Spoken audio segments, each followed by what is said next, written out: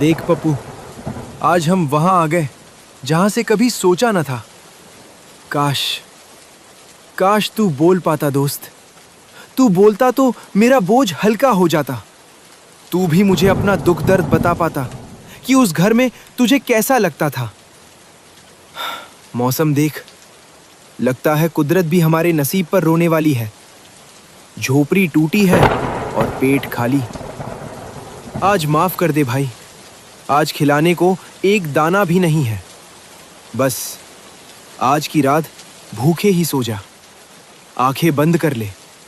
कल सुबह होते ही मैं कहीं न कहीं से तेरे चारे और अपनी रोटी की व्यवस्था जरूर करूंगा। सो जा पप्पू, बस ये रात काट ले। नारायण नारायण। कोई है इस कुटिया में? क्या एक मुसाफिर को सिर छुपाने की जगह मिलेगी? देख पप्पू, लगता है बाहर कोई मुसीबत में है। इतनी भारी बारिश में कोई भीग रहा है। हमें अपनी फिक्र छोड़कर उनकी मदद करनी चाहिए। अरे बाबा, आप बाहर क्यों खड़े हैं?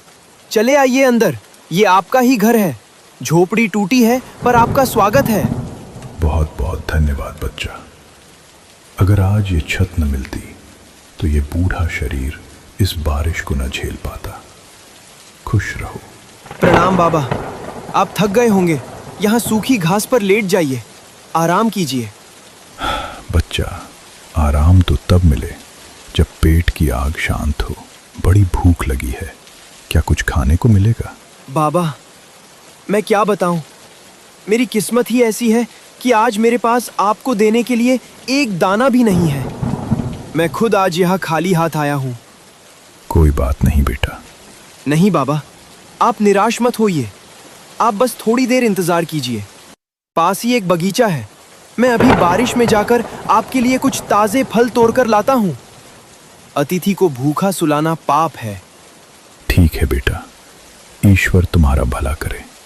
मैं इंतजार करता हूँ।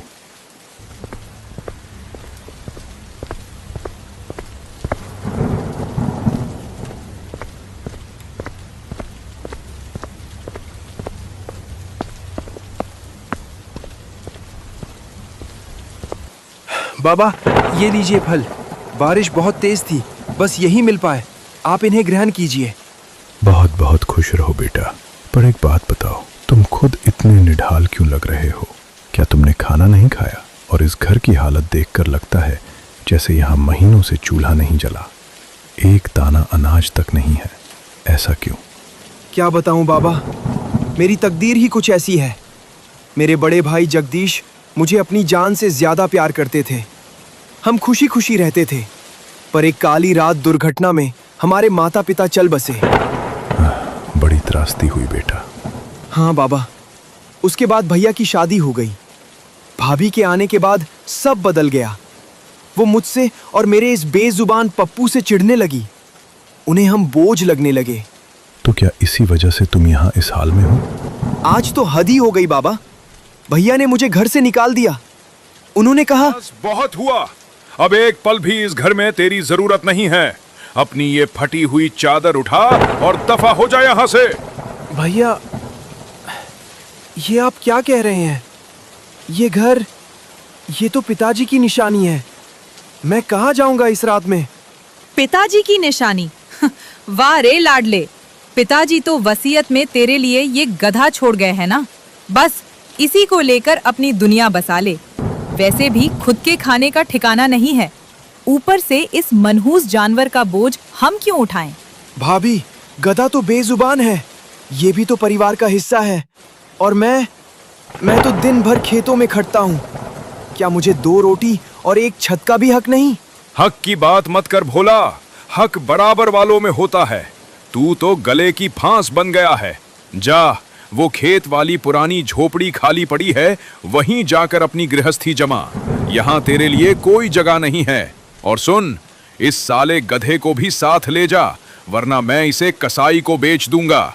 भैया, ऐसा मत कहिए। माँ बाप के जाने के बाद आप ही तो मेरे सब कुछ थे। मुझे घर से मत निकालिए। मैं दुगना काम करूंगा। मैं जमीन पर सो जाऊंगा, रूखी सूखी खा लूंगा, पर मुझे अपनों से दूर मत कीजिए। अपनों से दूर? अरे तू है कौन हमारा? माँ बाप मरे तो तू क्यों बच गया? तू भी उनके साथ ही क्यों नहीं चला गया? कम से कम हमारे सिर से ये बला तो टलती। भाभी, आप मौत मांग रही हैं मेरे लिए? भैया, आप भी यही चाहते हैं? जो माया कह रही है वही सच है। तू बोझ है भोला, सिर्फ बोझ। तेरी शक्ल देखकर मेरा खून खौलता है। भैया, मैं कुएं से पानी भरूंगा, लकड़ियां काटूंगा, जो कहोगे वो करूंगा। बस घर के एक कोने में पड़ा रहने दो। मैं इस चौखट के बाहर कदम रखूंगा तो जी नहीं पाऊंगा। तेरी ये नाटकबाजी अब मुझ पर काम नहीं करेगी। सीधा सीधा सुन ले, अगर तू कल सुबह होने से पहले यहां से नहीं गया तो मैं खुदकुशी कर लूंगा, अपनी जान दे दूंगा मैं। और याद रखना, मेरी मौत का जिम्मेदार सिर्फ और सिर्फ तू होगा। भैया, ये क्या अनर्थ बोल रहे हैं आप मेरी वजह से अपनी जान देंगे? हाँ, देख ले, तेरी वजह से इस घर की शांति जल रही है। अगर तुझे अपने भाई की जान प्यारी है तो निकल जा यहाँ से इसी वक्त। ठीक है भैया, आज आपने भाई के रिश्ते को मौत के तराजू पर तौल दिया। जिस भाई के लिए मैंने अपनी जवानी खेतों में गला दी, वही भाई आज अपनी जान की दुहाई देकर मुझे पराया कर रहा है। तो जा फिर, खड़ा क्या देख रहा है? जा रहा हूँ, पर एक बात कान खोलकर सुन लीजिए। आज तक मैंने आपको भगवान माना, पर आज आपने उस भगवान का मंदिर खुद ही ढहा दिया। आपने कहा ना कि मैं बोझ हूं। ठीक है, अब कभी भी इस घर की चौखट पर मेरी लात नहीं पड़ेगी। बड़ी बड़ी बातें मत कर। भूख लगेगी तो यही कुत्ते की तरह दुम हिलाते आएगा। नहीं भाभी, आज भूख मर गई। आज से भोला का न कोई घर है, न कोई भाई। मेरे पास बस ये बेजुबान गधा है, जो कम से कम आपकी तरह डसता तो नहीं है। जबान मत लला, निकल यहाँ से। चलिए भैया, चलिए भाभी, सुखी रहिए अपने इस आलीशान घर में। आज से आप मेरे लिए और मैं आपके लिए मर गया। ये चौखट गवाह है, अब दोबारा यहाँ मेरी परछाई भी नहीं दिखेगी।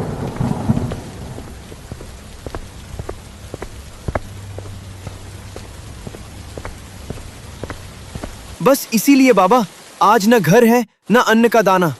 बस ये खेत वाली टूटी झोपड़ी और ये पप्पू ही मेरा संसार है। धीरज रख बेटा, जब इंसान के सारे दरवाजे बंद हो जाते हैं तब ऊपर वाला एक नया रास्ता खोलता है। तेरी सेवा और ईमानदारी व्यर्थ नहीं जाएगी बेटा। तेरी कहानी सुनकर मेरा मन भर आया। अब इस पेट की भूख शांत हो गई है। सच कहूं तो अकेले खाने में मुझे बिल्कुल अच्छा नहीं लग रहा है। ऐसा कर, ये फल तू रख ले, इन्हें कल सुबह तू और तेरा पप्पू खा लेना। मुझे अब बस नींद आ रही है। पर बाबा, आप तो भूखे थे। मेरे पास तो कल के लिए भी कुछ नहीं है, पर आज आप अतिथि हैं, आप खा लीजिए। नहीं बेटा, संतोष ही सबसे बड़ा भोजन है। तेरा प्यार देखकर मेरी भूख मिट गई। बस अब थोड़ा विश्राम करने दे। जैसा आप कहें बाबा। सच कहूं तो नींद तो मुझे भी बहुत जोरों की आ रही है। दिन भर की थकान और मन का बोझ सब नींद में भूल जाना चाहता हूं। और फिर इस बरसती रात में टपकती छत के नीचे सोने का मजा ही कुछ अलग होता है। कम से कम यहाँ वो कड़वी बातें सुनने को तो नहीं मिलेंगी। सही कहा बेटा, सो जा, गहरी नींद सो जा। ठीक है बाबा, शुभ रात्रि। पप्पू, तू भी सो जा भाई।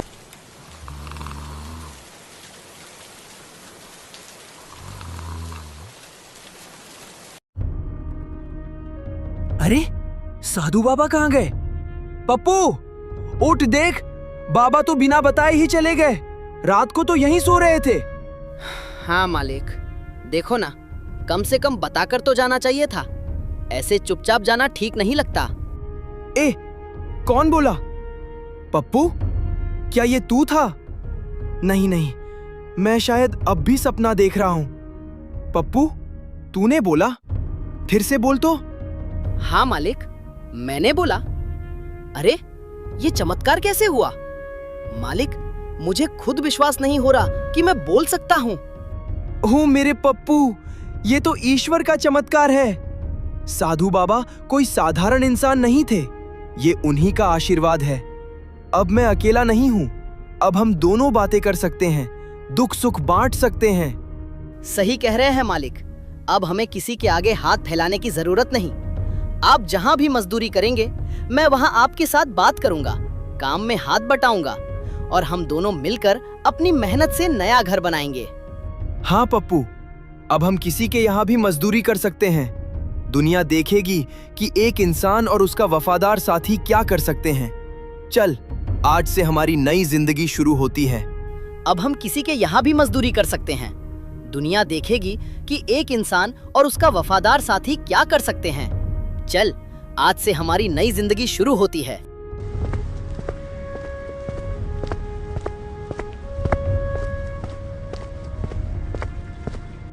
राम राम मुखिया जी। अरे भोला, तू यहाँ इस वक्त? सुना है तेरे भाई ने तुझे घर से निकाल दिया है। अब क्या इरादा है? जी मुखिया जी, जो सुना वो सच है। अब मेहनत मजदूरी ही सहारा है। क्या मुझे आपके यहाँ कुछ काम मिल सकता है? मैं और मेरा पप्पू जी जान से जुट जाएंगे। काम की कमी नहीं है भोला। जा, अभी से मेरे उत्तर वाले खेत में जुताई शुरू कर दे। शाम तक पूरा खेत तैयार मिलना चाहिए। मजदूरी मिल जाएगी। बहुत शुक्रिया मुखिया जी, आपका ये एहसान याद रखूंगा। चलिए पप्पू, अब काम पर चलते हैं। ठहर, एक बात बता, ये तेरा गधा कुछ अजीब नहीं है? इसकी आंखों में बड़ी चमक है। ये कैसा गधा है? कुछ अलग ही नस्ल का लगता है। पप्पू बोल, मुखिया जी पूछ रहे हैं। अरे क्या हुआ? तू ऐसे चुप क्यों हो गया? गधा तो गधा ही रहेगा ना। अब क्या ये मंत्र पढ़ेगा? जा, काम पर लग जा। अपना और इस जानवर का वक्त बर्बाद मत कर। जी जी मुखिया जी। चलिए पप्पू।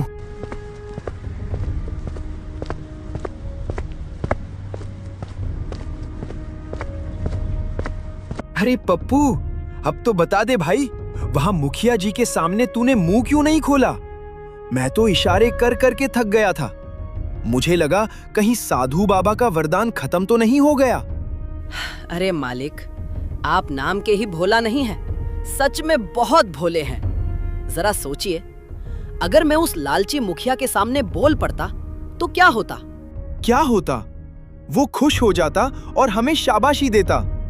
शाबाशी नहीं, वो मुझे लोहे की जंजीरों में जकड़ लेता और किसी सर्कस वाले को ऊंचे दामों में बेच देता, या फिर गांव भर में मेरा तमाशा बनाकर पैसे कमाता। दुनिया इतनी सीधी नहीं है जितनी आप समझते हैं। अरे, ये तो मैंने सोचा ही नहीं था। इसीलिए मालिक, हमें गुप्त रहना होगा। मेरी इस आवाज का राज सिर्फ हमारे बीच रहना चाहिए। जब हम अकेले होंगे तभी मैं आपसे बात करूंगा। बाहर की दुनिया के लिए मैं सिर्फ एक मामूली गधा हूं जो बोझ ढोता है। तूने मेरी आंखें खोल दी पप्पू। तू तो सच में मुझसे बड़ा समझदार निकला।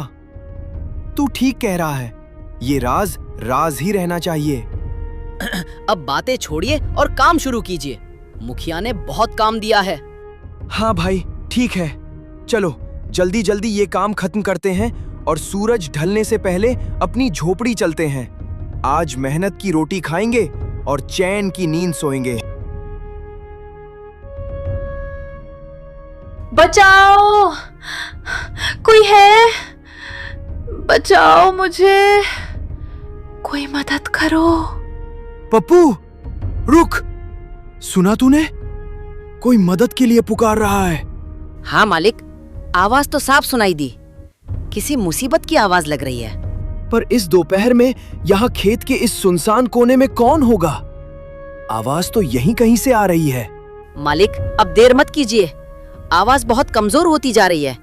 हमें चलकर देखना पड़ेगा। कहीं कोई कुएं में तो नहीं गिर गया या किसी जंगली जानवर ने हमला तो नहीं कर दिया।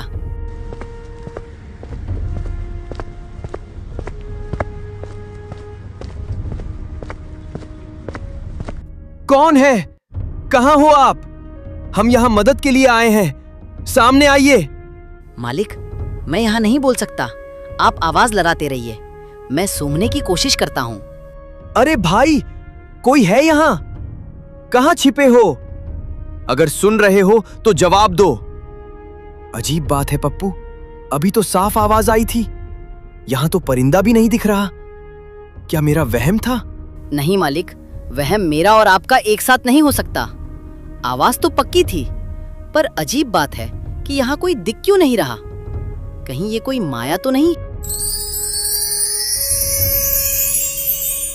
बाप रे! पप्पू देख, नागिन! भाग यहाँ से! डरो नहीं इंसानों, मैं तुम्हें नुकसान पहुंचाने नहीं आई हूं।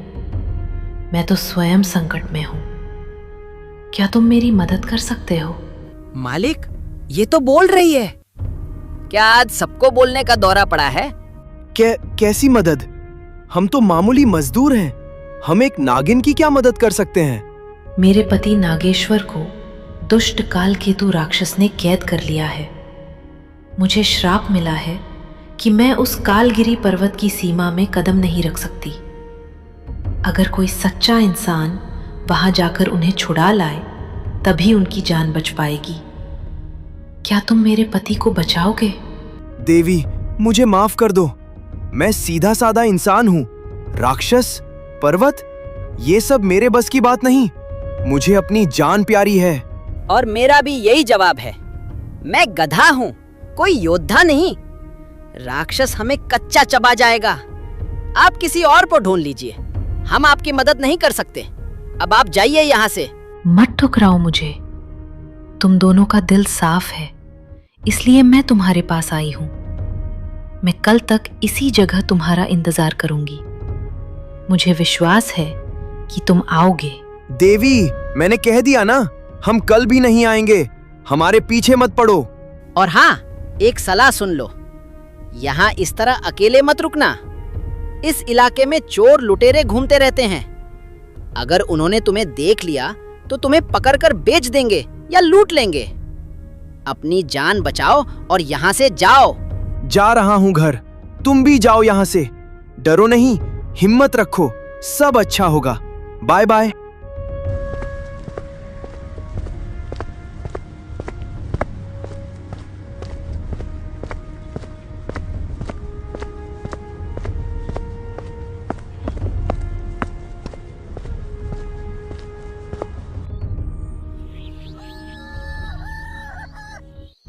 पप्पू, सो गया क्या?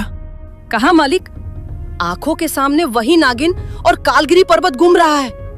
पहली बार किसी नागिन को इंसानों की तरह रोते देखा। सच कहूं तो मेरा मन कचोट रहा है। हमें उसकी मदद करनी चाहिए थी पप्पू। वो कितनी लाचार लग रही थी। सोच, अगर हमारे ऊपर कोई मुसीबत आती और कोई मदद न करता तो? बात तो आपकी ठीक है मालिक, पर डर भी तो लगता है। अगर ये कोई माया जाल हुआ तो? क्या पता वो राक्षस कालकेतु हमें देखते ही चट कर जाए। देख पप्पू, अगर माया जाल भी हुआ तो भी हम सच जानना चाहेंगे। कल सुबह हम उसी जगह जाकर देखेंगे कि क्या वो सच में हमारा इंतजार कर रही है। अगर वो वहीं मिली तो इसका मतलब उसका दुख सच्चा है। तब हम उसकी मदद जरूर करेंगे। ठीक है मालिक, आप जैसा कहें। अगर वो अपनी बात की पक्की निकली और सुबह वही मिली तो मैं भी अपनी पीठ पर आपको बिठाकर कालगिरी पर्वत तक ले जाने को तैयार हूँ। आखिर जान तो एक दिन जानी ही है, क्यों न किसी अच्छे काम के लिए जाए।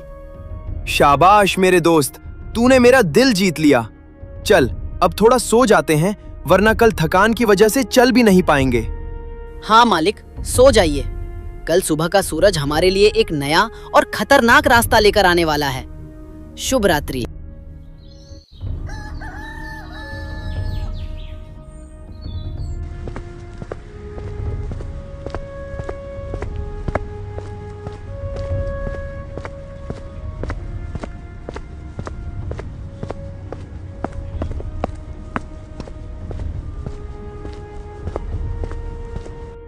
देवी, ओ नागिन देवी, देखिए मैं आ गया हूं। मैंने और मेरे दोस्त पप्पू ने फैसला किया है कि हम आपकी मदद करेंगे। आप कहां हैं? सामने आइए। हमें रास्ता बताइए कि हमें किस ओर जाना है और इस खतरनाक काम को पूरा करने के बाद हमें क्या फल मिलेगा। धन्यवाद, कोटि कोटि धन्यवाद। मुझे पता था कि तुम जैसा दयालु इंसान अपनी बात से पीछे नहीं हटेगा। तुमने मुझ अबला पर जो उपकार किया है उसे मैं कभी नहीं भूलूंगी। देवी, वो सब तो ठीक है, पर रास्ता बताइए और हमें क्या सावधानी रखनी होगी। सुनो भोला, रास्ता आसान नहीं है। कालगिरी पर्वत तक पहुंचने के लिए तुम्हें मायावी वन से गुजरना होगा। उस जंगल में कदम कदम पर मुसीबतें हैं, भटकाने वाली आवाजें, खूंखार जानवर और राक्षस काल केतु के जासूस। मालिक, मैंने कहा था ना, मुसीबतें हमारा इंतजार कर रही हैं। मैं तो एक साधारण सा गधा हूँ, मैं इन सब का सामना कैसे करूंगा? नहीं पप्पू, तुम अपने आप को साधारण समझने की भूल मत करो। क्या तुम्हें लगता है कि एक साधारण गधा इंसानों की तरह बोल सकता है? इसका क्या मतलब है देवी? भोला, ये तुम्हारा साथी कोई आम जानवर नहीं है। ये उस महान साधु की दिव्य शक्तियों और आशीर्वाद से बना है जो कल रात तुम्हारी झोपड़ी में आए थे। पप्पू के अंदर अद्भुत शक्तियां छिपी हैं, जिनका एहसास उसे उसी भयानक जंगल में होगा। जब जब तुम मुसीबत में होगे, इसकी शक्तियां जागृत होंगी। क्या? पप्पू, तेरे अंदर जादुई शक्तियां हैं और मुझे लगा तू बस घास खाना और बोझ ढूंढना जानता है। क्या सच में मेरे अंदर शक्ति है? देवी, मुझे तो बस डेंचू डेंचू करना और अब बातें करना आता है। ये जादुई शक्ति भला मुझ में कहां से आई? पर अगर आप कह रही हैं तो मुझे खुद पर अब थोड़ा थोड़ा गर्व महसूस हो रहा है। धैर्य रखो, समय आने पर सब पता चल जाएगा। और भोला, तुमने फल की बात की थी। याद रखना, जो दूसरों की निस्वार्थ सेवा करता है, भाग्य उसके कदमों में झुक जाता है। नागेश्वर को छुड़ाने के बाद तुम्हें वो धन और सम्मान मिलेगा जिसकी तुमने कल्पना भी नहीं की होगी। तुम्हारे भाई भाभी भी तुम्हारी सफलता देखकर दंग रह जाएंगे। मुझे धन का लालच नहीं है देवी, बस मुझे और पप्पू को एक सम्मान की जिंदगी चाहिए। हमें मंजूर है, हम जाएंगे। तो चलो मेरे साथ, मैं तुम्हें जंगल की सीमा तक छोड़ देती हूँ, जहां से तुम्हारी परीक्षा शुरू होगी।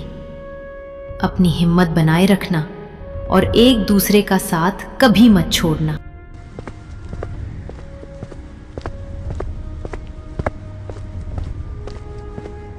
ठहरो, आगे बढ़ना मना है।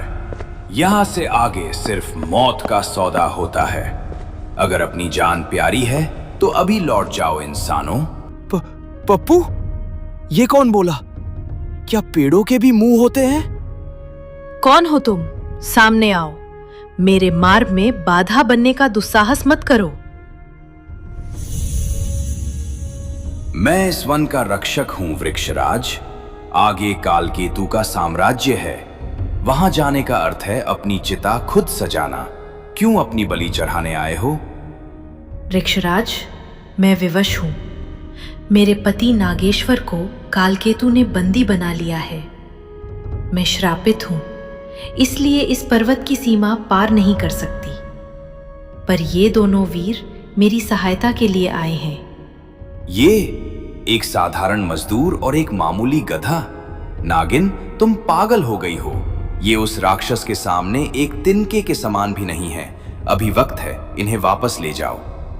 अब यह फैसला मैं नहीं, भोला और पप्पू करेंगे।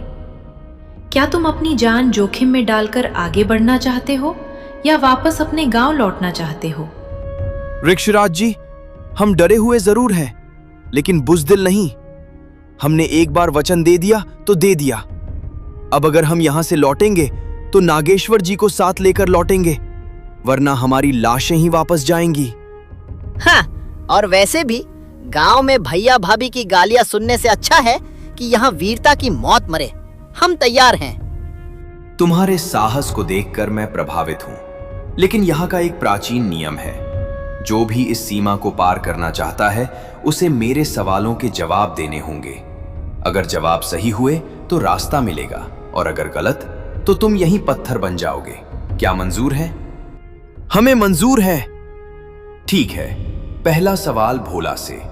वो कौन सी चीज है जो गरीब के पास है, अमीर को चाहिए, और अगर उसे खा लिया जाए तो इंसान मर जाता है?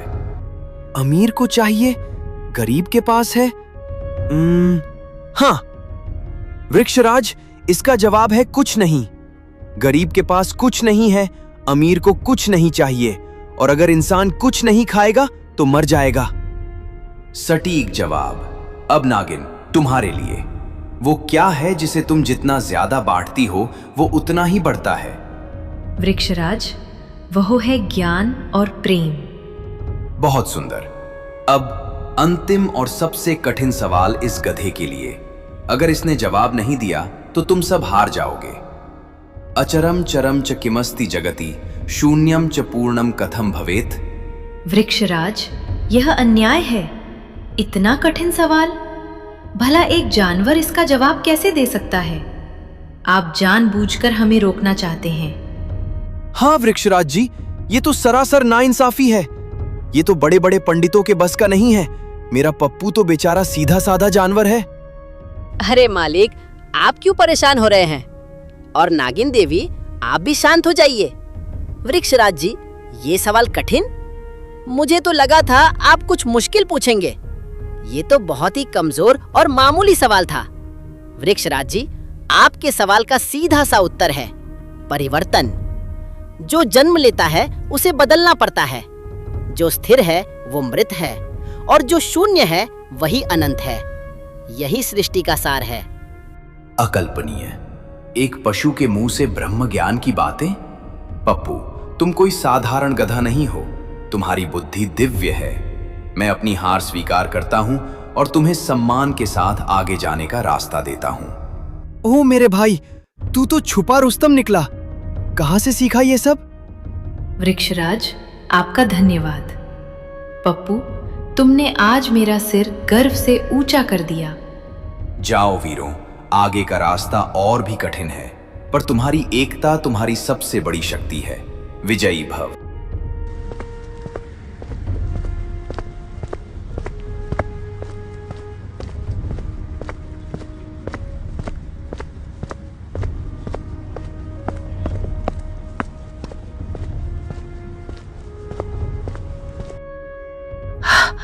भोला, मुझे कुछ हो रहा है। मेरी शक्तियां जमींदोज हो रही है। ऐसा लग रहा है जैसे कोई मेरी आत्मा को जकड़ रहा है। देवी, आप ही नहीं, मेरी आंखों के सामने अंधेरा छा रहा है। मेरा शरीर पत्थर का होता जा रहा है। पप्पू, मुझे बचाओ, मैं हिल नहीं पा रहा हूं। क्या? आप दोनों को क्या हुआ? मुझे तो कुछ भी महसूस नहीं हो रहा। मुझे तो ऐसा लग रहा है जैसे मैं और भी ताजा और शक्तिशाली हो गया हूँ। शिकार, मेरा शिकार खुद ब खुद जाल में फंस गया। बेवकूफों, तुम्हें क्या लगा कि कालगिरी की सीमा में कदम रखोगे और मेरी नजरों से बच जाओगे? अब तुम दोनों की बलि कालकेतु के चरणों में चढ़ेगी।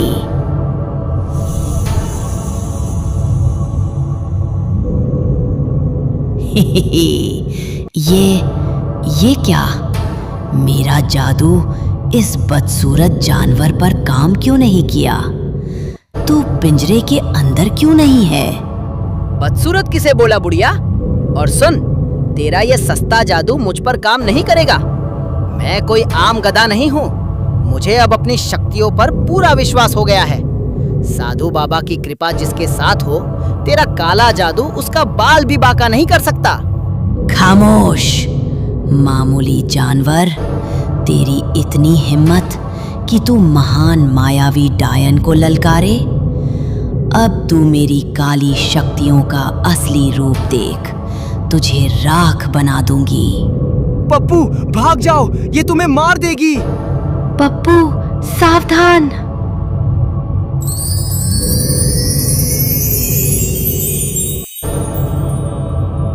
बस इतना ही था? अरे इससे तेज तो मेरे गांव की मक्खियां काटती हैं। कुछ और नया दिखाओ बुढ़िया, बहुत बोरियत हो रही है। नहीं, ऐसा नहीं हो सकता। मेरी शक्तियों का असर त्रिलोक में कोई नहीं काट सकता। तू कौन है? तू कोई साधारण गधा नहीं है। तू कोई देवता है या कोई सिद्ध पुरुष? मैं तेरा काल हूँ। अगर चाहती है कि मैं तेरी ये टेढ़ी गर्दन न तोड़ दूं, तो चुपचाप मेरे मालिक और नागिन देवी को आजाद कर दे, वरना आज इस जंगल में तेरी हड्डियों का ढेर लग जाएगा। मुझे जाने दो, मुझे माफ कर दो। मैं समझ गई, तुम दिव्य शक्तियों की स्वामी हो। मैं तुम्हारे रास्ते में कभी नहीं आऊंगी। पप्पू, तूने तो कमाल कर दिया। आज अगर तू न होता तो हम उस डायन की हांडी में उबल रहे होते। पप्पू, अब मुझे 100% विश्वास हो गया है कि तुम ही नागेश्वर को मुक्त कराओगे। तुम्हारी शक्तियां जागृत हो चुकी हैं। अब आगे का रास्ता और भी विकट है, पर तुम दोनों अजेय हो। अब हमें कोई नहीं रोक सकता। देवी, बताइए अब कहाँ जाना है? देखो, वो काला पहाड़, वही कालगिरी है। यहीं से उस खूंखार जंगल की शुरुआत होती है, जहाँ काल केतु का महल है। अब मैं यहाँ से आगे एक कदम भी नहीं बढ़ सकती। श्राप की दीवार शुरू हो गई है। अब जाओ वीरों, अपनी किस्मत और न्याय के लिए लड़ो। चलिए मालिक, आज इस गधे की ताकत पूरी दुनिया देखेगी। आज काल केतु की लंका में आग लगाने का वक्त आ गया है। जय साधु बाबा की। चलो पप्पू, विजय की ओर।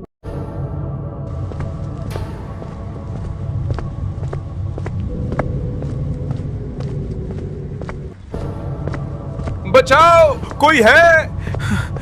मर गया, मुझे बचा लो। भोला, कहाँ है तू भाई? उफ, ये कांटे! मर गई मैं। जगदीश जी, हमें यहाँ छोड़कर भोला चला गया। वो हमें खा जाएंगे। बचाओ! पप्पू रुक, सुना तूने? ये तो भैया और भाभी की आवाजें हैं। ये इस भयानक जंगल में कैसे आ गए? जरूर वो किसी बड़ी मुसीबत में है। चलो जल्दी ढूंढो उन्हें। अरे मालिक, होश में आओ, खुद को संभालो। ये मायावी जंगल है। यहाँ जो दिखता है वो होता नहीं, और जो होता है वो दिखता नहीं। ये सब छल है। नहीं पप्पू, वो देखो, झाड़ियों के पीछे से भैया का कुर्ता दिख रहा है। मैं उन्हें इस हाल में नहीं छोड़ सकता। वो मेरे बड़े भाई हैं। अरे मर जाने दो साले को, जाने दो उस भाभी को भी भार में। आज हम इस हाल में, इस मौत के जंगल में किसकी वजह से हैं? उन्हीं की वजह से ना। उन्होंने तुम्हें दूध में से मक्खी की तरह निकाल फेंका था। आज कुदरत उनका हिसाब कर रही है, तो तुम क्यों बीच में पड़ रहे हो? पप्पू, ये तू क्या बोल रहा है? तेरी मति मारी गई है क्या? वो मेरे खून के रिश्ते हैं। खून का रिश्ता? जब वो तुम्हें घर से निकाल रहे थे तब कहा था वो खून? जब भाभी तुम्हें मनहूस कह रही थी तब कहा था रिश्ता? मालिक, तुम बुद्धू हो। मेरे मन में उनके लिए सिर्फ नफरत भरी है। उन्हें तड़प तड़प कर मरने दो, तभी कलेजे को ठंडक मिलेगी। चुप कर पप्पू, पागल हो गए हो तुम। एक जानवर होकर ऐसी जहरीली बात कर रहे हो। संस्कार और दया क्या साधु बाबा ने तुम्हें नहीं सिखाई? चाहे वो कितने भी बुरे हों, पर मैं उन्हें अपनी आंखों के सामने मरते नहीं देख सकता। हाँ मालिक, मुझे ये क्या हो रहा है? ये शब्द मेरे मुंह से कैसे निकले? मेरा दिमाग, ऐसा लग रहा है जैसे कोई अंदर से मेरी सोच को बदल रहा है। पप्पू, क्या हुआ? मालिक, ये जंगल का जादू है। ये हमारी कमजोरियों और नफरत को हथियार बना रहा है। ये जंगल चाहता है कि हम अपनों से नफरत करें और अकेले पड़ जाएं। माफ करना मालिक, मेरे अंदर की करवाहट को इस माया ने बढ़ा दिया था। मैं समझ गया, ये हमारी परीक्षा है, लेकिन आवाजें तो असली लग रही हैं। चलो एक बार देख लेते हैं। अगर वो सच में मुसीबत में हैं, तो मैं उन्हें छोड़ूंगा नहीं। ठीक है मालिक, चलिए देखते हैं, पर सावधान रहिएगा। अपनी लाठी कस के पकड़िए, क्योंकि यहाँ झाड़ियों के पीछे भाई भी हो सकता है और कोई खूंखार राक्षस भी।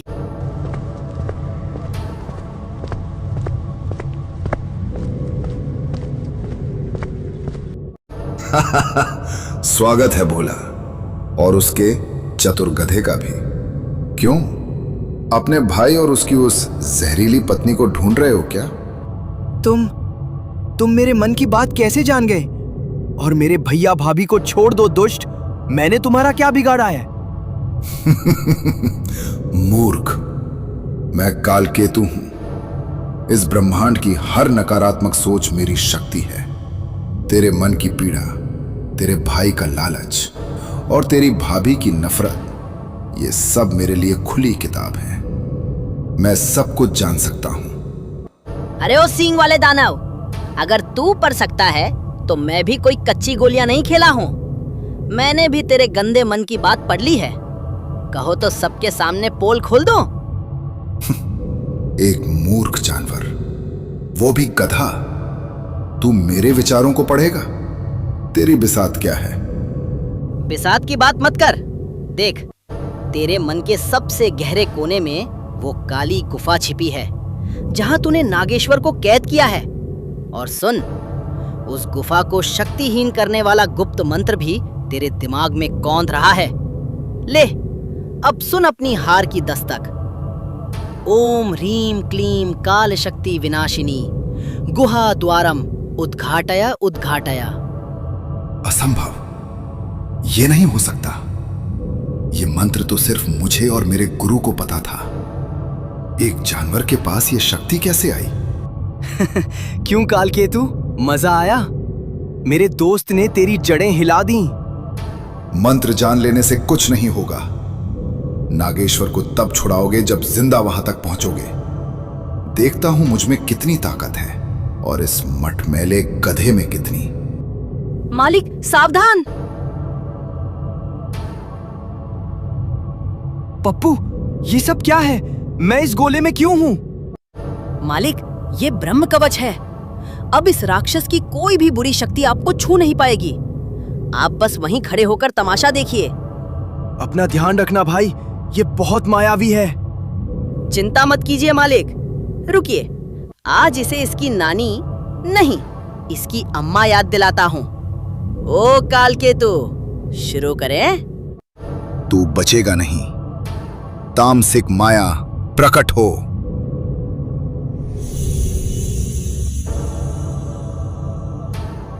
सत्यमेव जयते असत्यम विनाश्यति।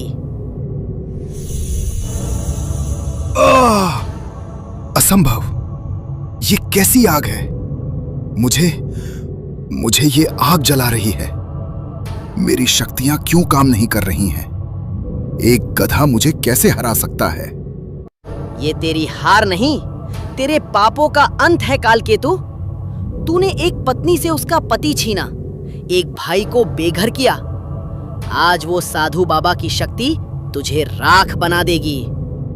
नहीं, मेरी माया, मेरा साम्राज्य।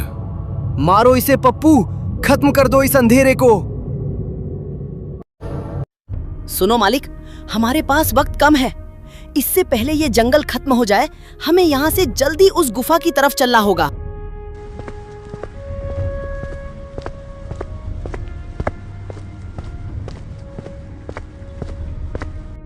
पप्पू, जल्दी करो, गुफा का दरवाजा तो खुल गया है, पर अंदर जाने की हिम्मत नहीं हो रही।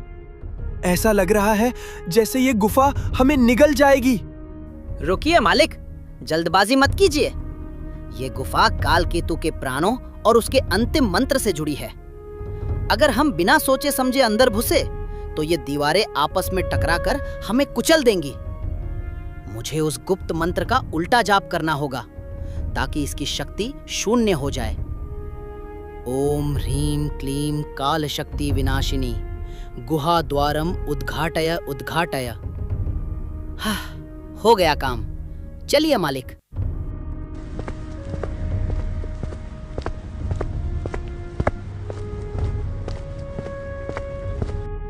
ओह, मैं आजाद हूं। तुम दोनों कौन हो? इस नरक में मुझे बचाने वाले तुम वीर, तुम्हारा धन्यवाद कैसे करूं? नागराज, धन्यवाद और परिचय का वक्त बाद में आएगा। पहले यहाँ से निकलिए। कालकेतु के मरते ही ये पूरी माया खत्म होने वाली है। ये पहाड़ और ये जंगल कुछ ही मिनटों में जमीन में धंस जाएगा। अगर हम तुरंत नहीं निकले तो हम सब यही दफन हो जाएंगे। हाँ महाराज, पप्पू सही बोल रहा है, चलो। रुकिए, बाहर भागने का समय नहीं है। ये जंगल अब एक दलदल बन चुका है, तुम पैदल नहीं निकल पाओगे। मैं अपनी बची हुई शक्तियों का उपयोग करता हूँ। मैं तुम सबको यहाँ से गायब करके सीधे सुरक्षित स्थान पर ले चलूंगा। कहाँ महाराज? नागलोक की सीमा पर, जहाँ मेरी पत्नी नागेश्वरी हमारा इंतजार कर रही है। तुम सब अपनी आंखें मूंद लो। जब तक मैं न कहूं आंखें मत खोलना, वरना तुम इस शून्य के रास्ते में खो जाओगे। सुना मालिक, आंखें बंद कर लीजिए। पप्पू और भोला की जोड़ी अब सीधे उड़ान भरने वाली है। स्वामी, नागेश्वरी। पप्पू देख, आखिर जीत हमारी ही हुई। हाँ मालिक, और अब देखिए असली इनाम तो अब शुरू होगा।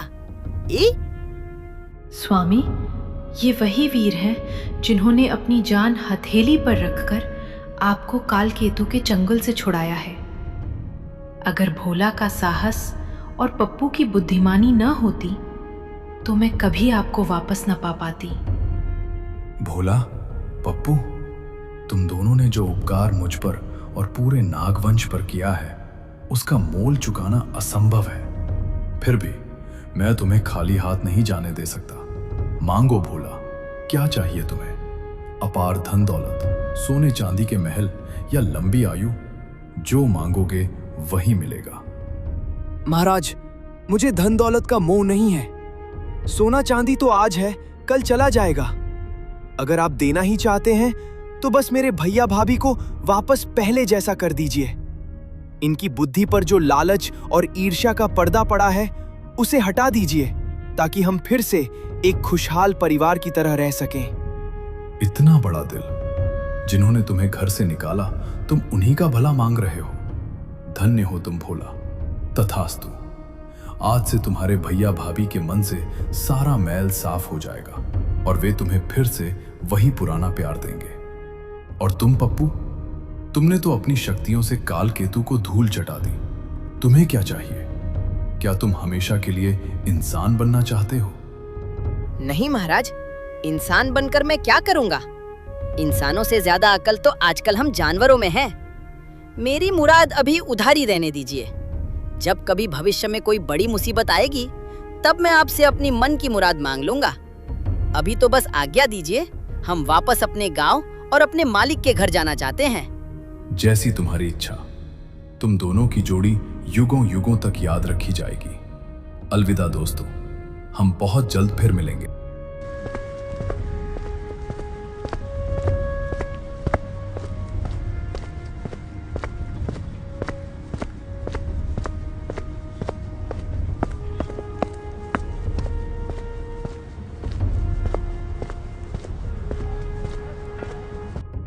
भोला, मेरे भाई, तू कहाँ चला गया था?